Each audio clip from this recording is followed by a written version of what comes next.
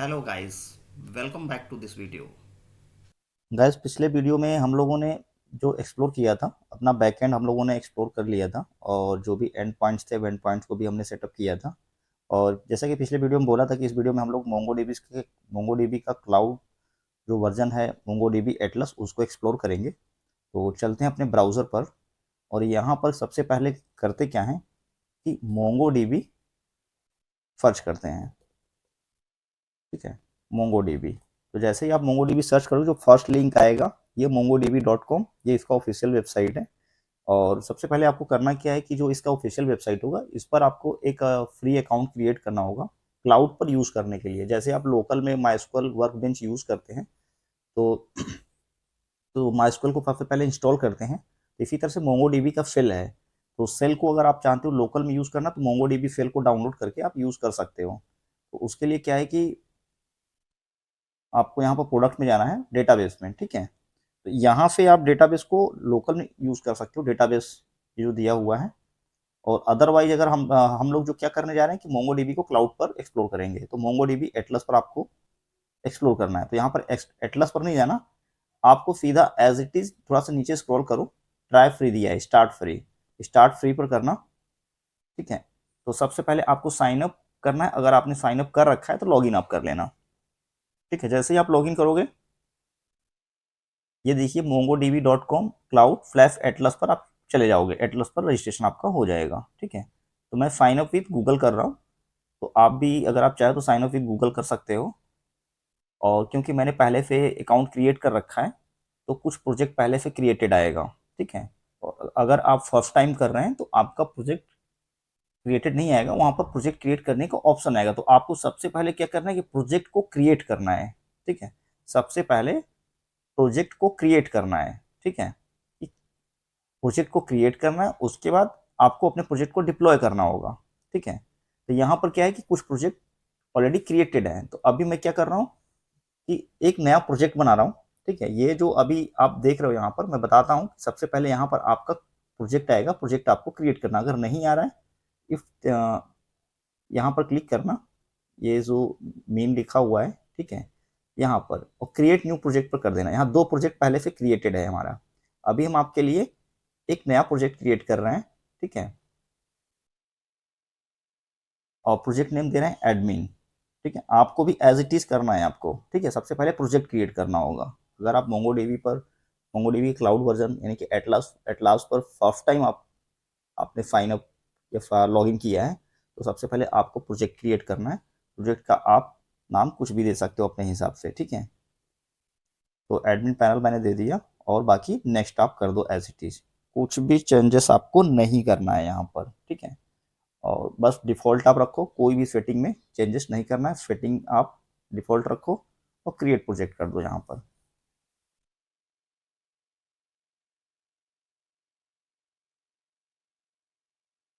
MongoDB पर हमारा first time project create हुआ है। अब क्या करना है, इस प्रोजेक्ट को हमें डिप्लॉय करना होगा। जैसे प्रोजेक्ट क्रिएट हो जाएगा यहाँ पर सिलेक्टेड आ जाएगा एडमिन पैनल। अगर सिलेक्टेड नहीं है तो आप सिलेक्ट कर लेना फर्स्ट वन। ठीक है, हमने पहला जो हमारा प्रोजेक्ट है ये हमारा सिलेक्टेड हो गया एडमिन पैनल। ठीक है, अब क्या करना है कि आपको क्रिएट प्रोजेक्ट करना है। ठीक है, क्रिएट प्रोजेक्ट तो हो गया है, अब आपको प्रोजेक्ट को डिप्लॉय करना है, क्रिएट डिप्लॉयमेंट, यानी कि इस प्रोजेक्ट को डिप्लॉय करना होगा आपको। तो क्रिएट पर फिर से क्लिक करना है आपको। अब ये ऑप्शन दे रहा है कि आप जो ये प्रोजेक्ट डिप्लॉय कर रहे हो डेटाबेस को, इस डेटाबेस का जो टाइप है, किस तरह का सर्विस आप लेना चाहते हो। तो यहाँ पर M10 है जो कि $0.08 पर आ रहा है चार्ज, और ये सर्वरलेस है। ठीक है, इसका भी कोई ना कोई चार्ज होगा। 0.10 प्लस 1 मिलियन रीड्स है। ठीक है, तो बेसिकली हम लोग का क्या करेंगे कि फ्री के साथ जाएंगे, कोई चार्जेस वगैरह पे नहीं करना, और फ्री वर्जन के साथ जाएंगे।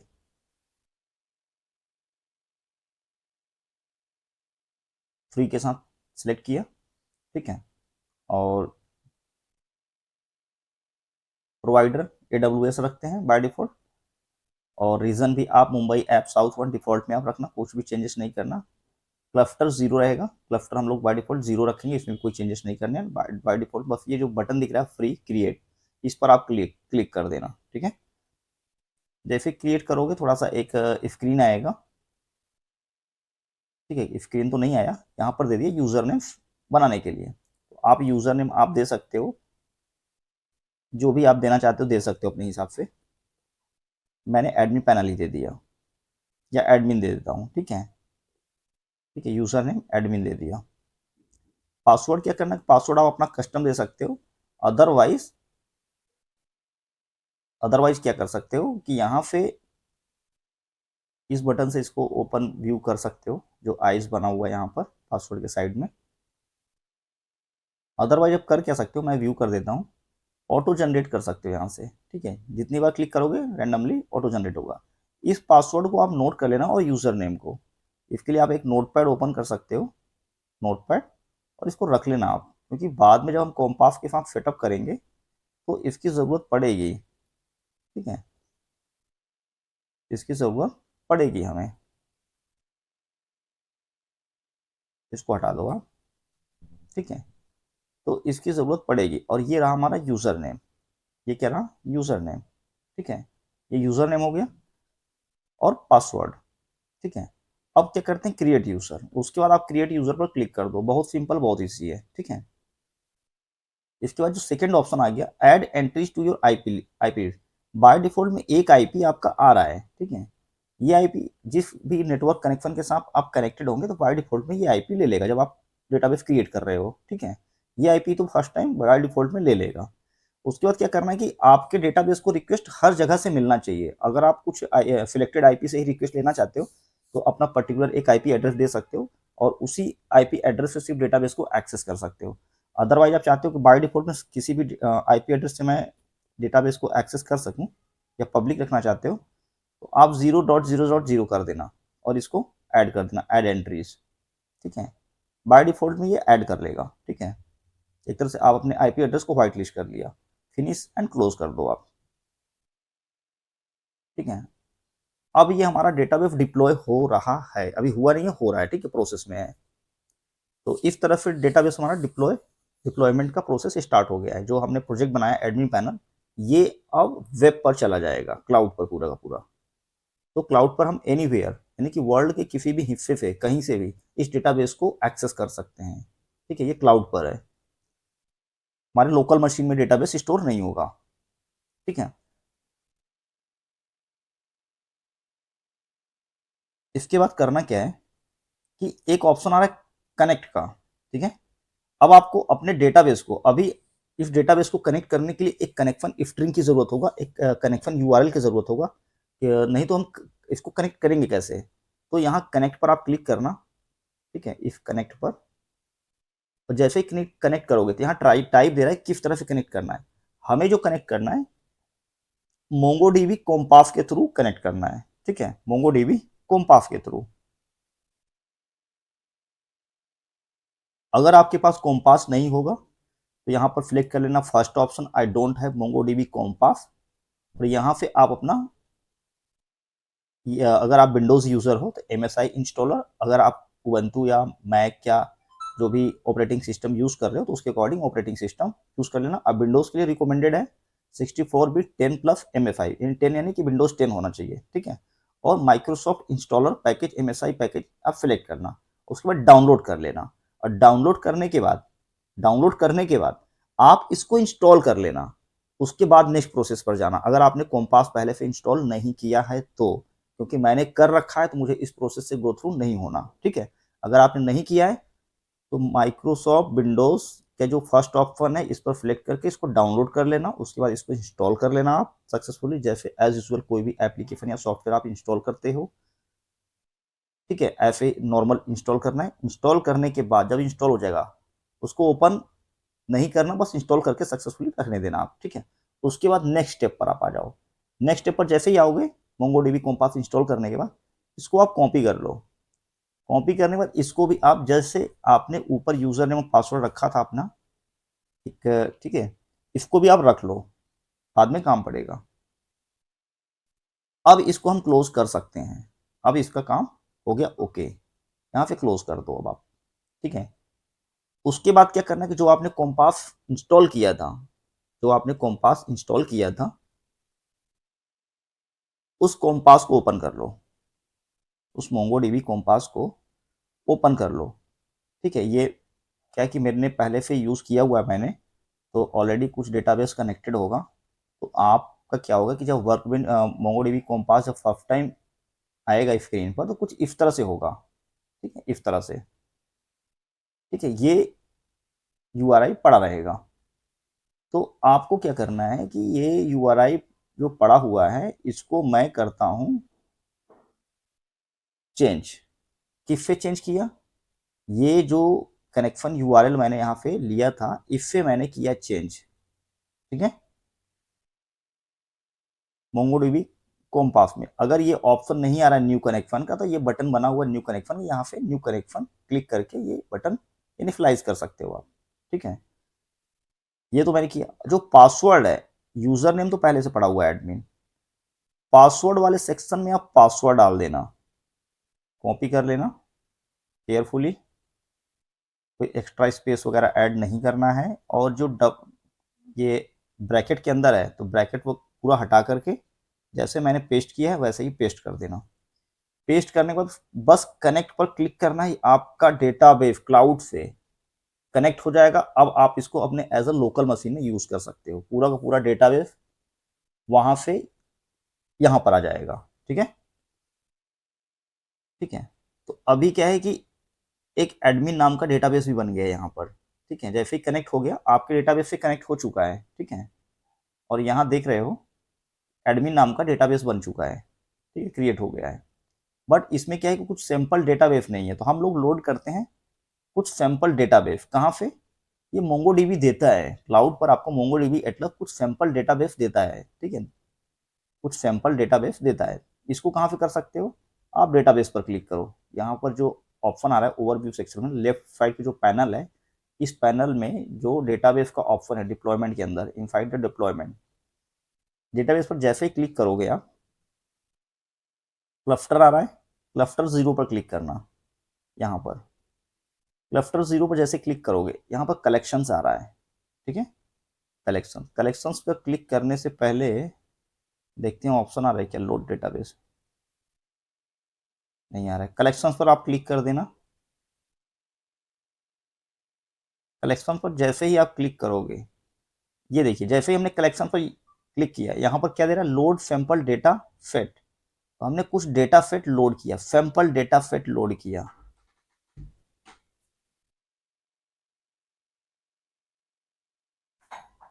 ठीक है, जो कि लगभग 350 MB का डेटा होगा। तो इसको करते हैं cancel, add my own database पे तो अपना डेटाबेस इंसर्ट कर सकते हो। तो हम क्या करते हैं कि इसी को थोड़ा टाइम ले लेगा, अगर मैंने इसको किया तो ये टाइम ले लेगा, 350 MB का है तो यहाँ पर रहने देते हैं। अगर आप करना चाहो तो कर सकते हो क्लिक करके। ठीक है, तो काफ़ी देर तक थोड़ा प्रोसेस होता रहेगा। फिलहाल के लिए मैंने इसको करके छोड़ दिया है और मैं कुछ चेंजेस नहीं कर रहा, थोड़ा टाइम लेगा 350 MB का डेटा लोड होने में। ठीक है, तो ये इंसर्ट हो रहा है। तो यहाँ पर क्या करते हैं कि अब हम, ये तो हो गया हमारा डेटाबेस कनेक्ट हो गया। मेन कंसर्न ये था कि हमारा डेटाबेस मोंगोडीबी, इसको क्लोज कर देते हैं, मोंगोडीबी कॉम्पास के साथ कनेक्शन बनाना। ठीक है, तो कनेक्शन बन चुका है सक्सेसफुली। जैसे ही ये डेटा सेट यहाँ पर लोड होगा ये डेटा यहाँ सिंक्रोनाइज हो जाएगा यहाँ पर इस हमारे मोंगोडीबी कॉम्पास में। इसको रहने देते हैं और हम लोग जो नेक्स्ट चलते हैं, जो जो नेक्स्ट हमारा टास्क है या प्रोसेस है कि हमने जो बैकएंड बनाया था, बैकएंड ये तो हमारा फ्रंट एंड है। ठीक है, बैकएंड जो हमने बनाया था, बैकएंड हमने ये बनाया था यहाँ पर।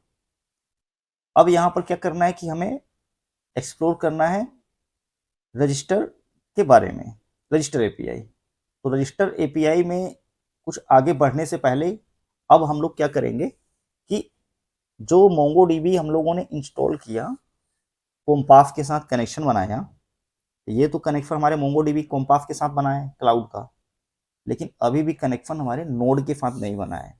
तो सबसे पहले नोड के साथ कनेक्शन बनाना पड़ेगा कोई भी ऑपरेशन करने से पहले। यानी कि जैसे अगर हम कोई यूज़र का डेटा स्टोर करना चाहते हैं डेटाबेस में, कैसे करेंगे?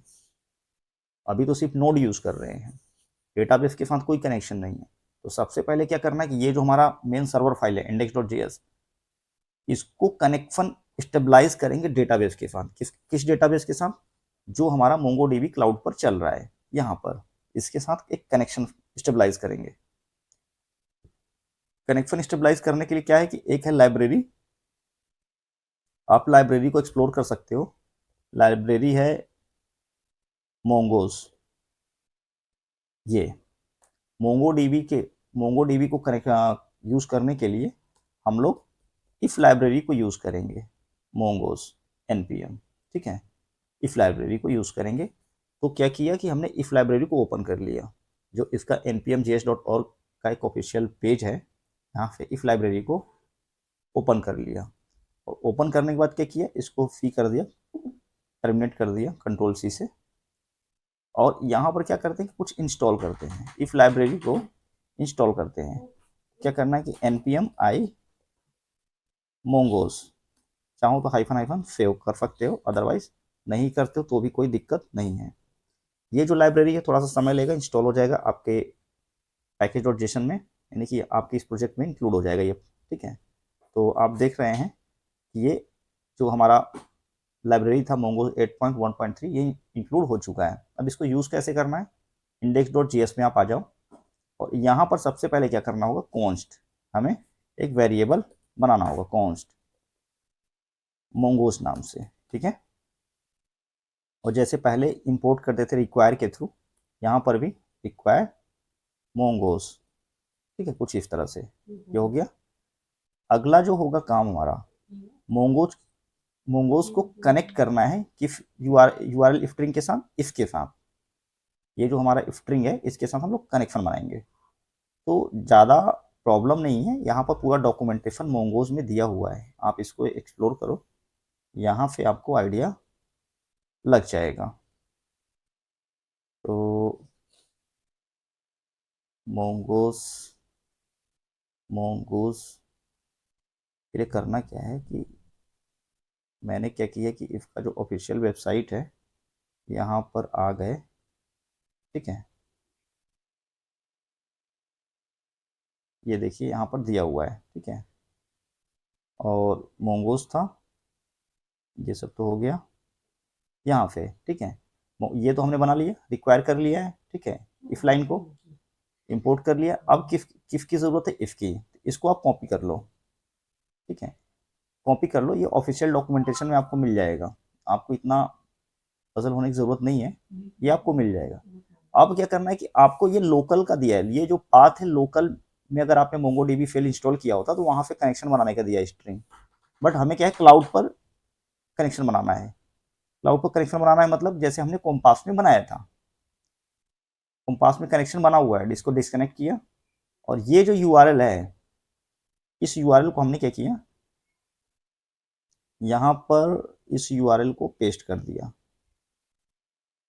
यहाँ पर, ठीक है, यहाँ पर हमने पेस्ट कर दिया, ठीक है। और ये जो लास्ट में डॉट नेट फ्लैश के बाद जो है ये है डेटाबेस का नाम। अब सपोज करो कि हमें रजिस्टर करना है, तो हमने डेटाबेस का नाम दिया यूजर्स, यूजर डीबी नहीं देते हैं, यूजर हम लोग कलेक्शन का नाम रखेंगे और डेटाबेस का नाम हम लोग रखते हैं ई कॉम, ठीक है, ई कॉम करके डेटाबेस का नाम रखा, ठीक है। ये हमारा डेटाबेस का नाम हो गया ई कॉम।